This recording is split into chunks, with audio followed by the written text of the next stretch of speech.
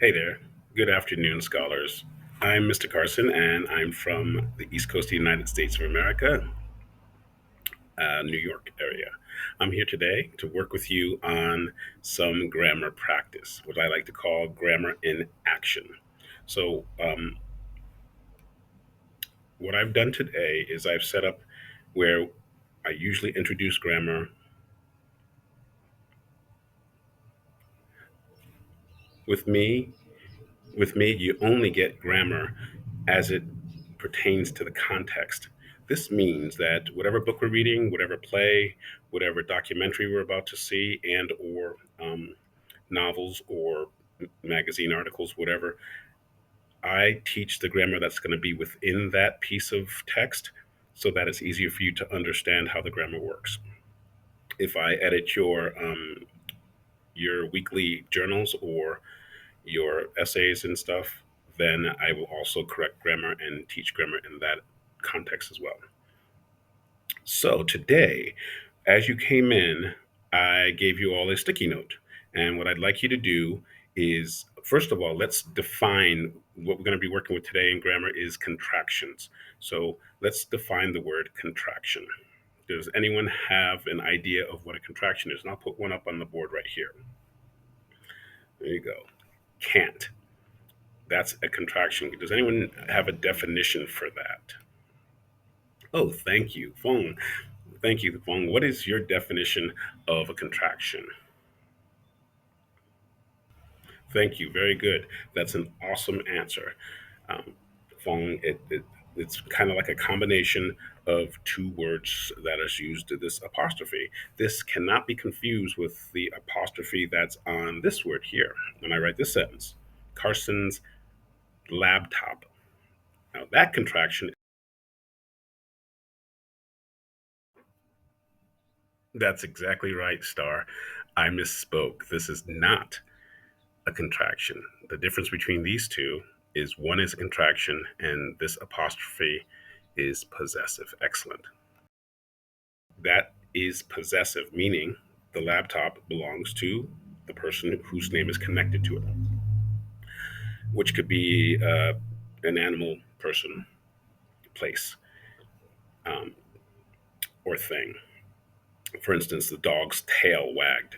The dog's tail wagged. That's not the kind of. These are different kinds of apostrophes.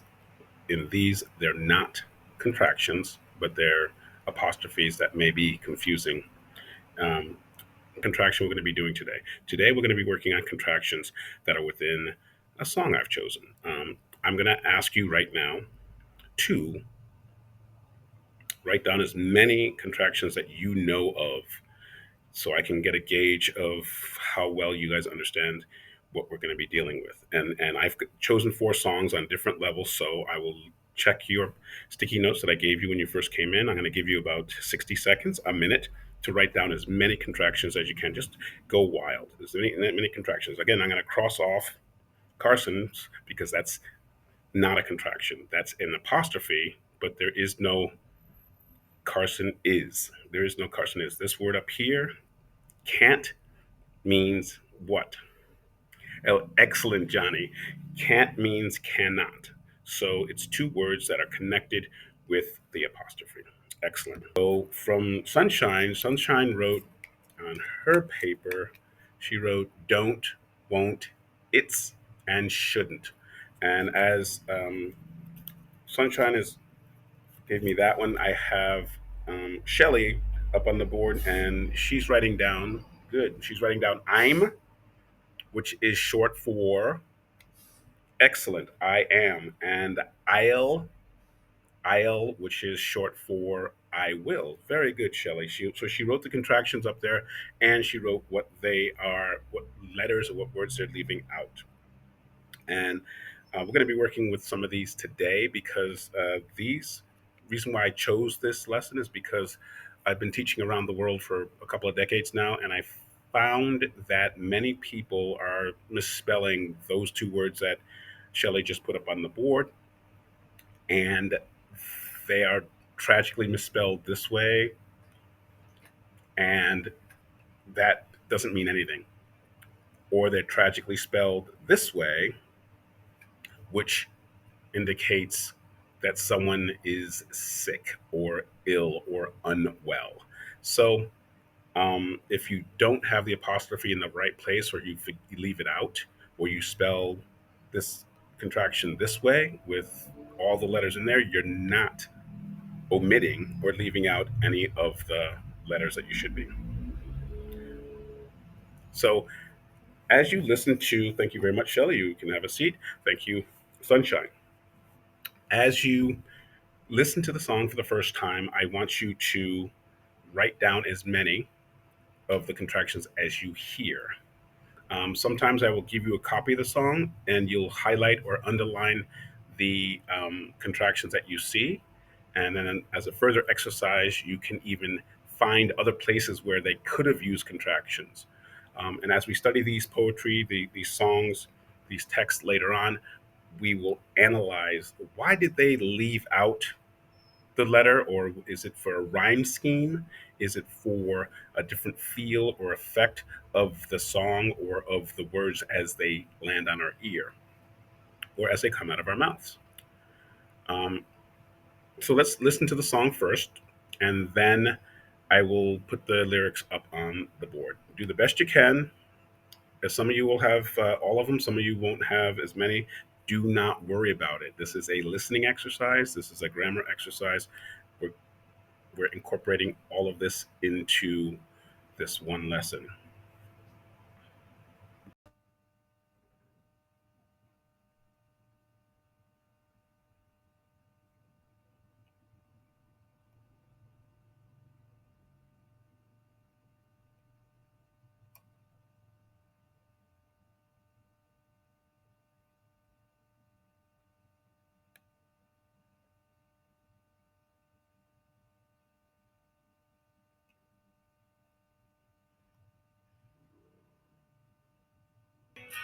So, as the song is playing, I would normally be walking around monitoring how well the students are taking down the contractions.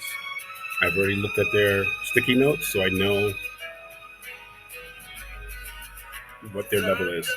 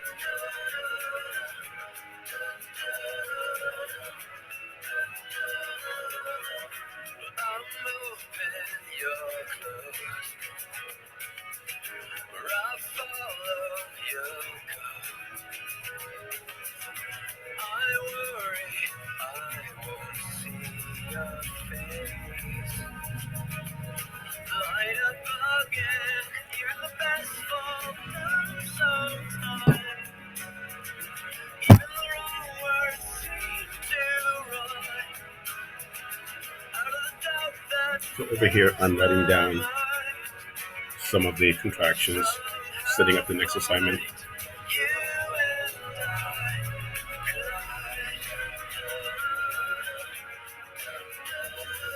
holding up the words.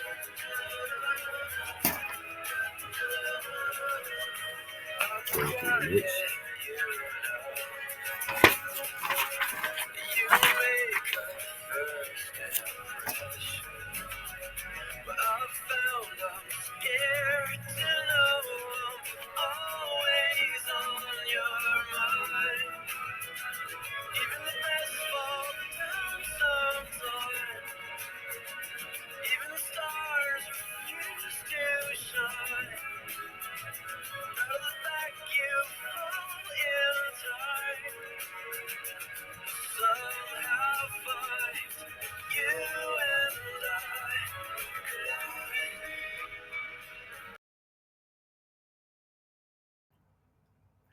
From here, I would elicit them to not only share what they found on the board, such as you've and Yule and all the others. If they were highlighting the text, I usually hand out the song so they can see the words and improve their vocabulary and sing along. Then I would have them next go through an exercise of figuring out where they could maybe make contractions where there aren't any, and maybe slightly change the meaning of the text, but just to have some fun with that.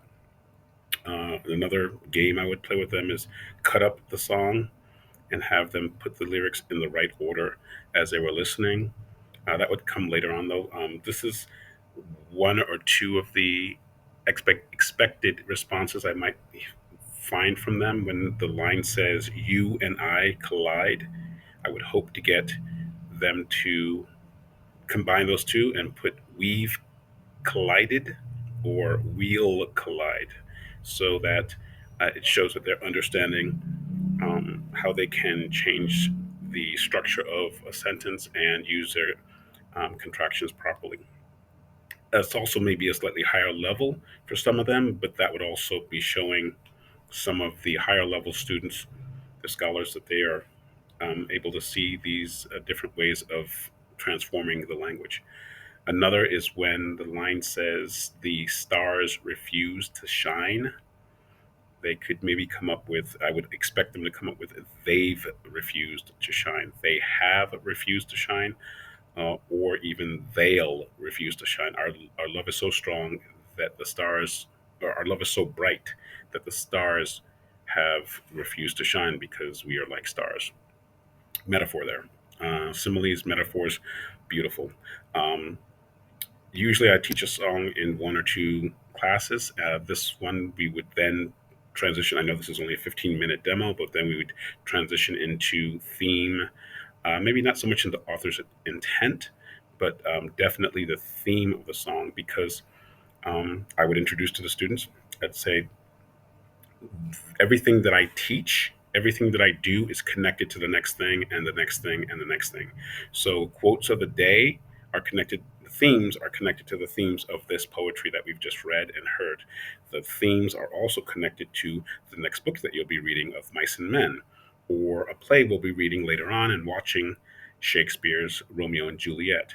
There are themes of immense love and destined to be with one another. Um, this, ironically, is not even Mr. Howie Day's original intent. Um, so when we read about him and his intent, what he wrote this song about playing music on his back porch and the sun was setting and he just loved that moment. So he was appreciating the day. He was appreciating his ability to be out there playing music and look up and see this amazing sunset. So it's a love of nature, a love of music, but it's not necessarily a love song the way we read it and we hear it. So it's so many lessons can be taught, starting with the grammar and then moving on to the bigger things of theme and and author's intent, and connecting those dots to Of Mice and Men, those two gentlemen who are taking care of each other, who need each other, symbiotically need each other to fulfill their dreams.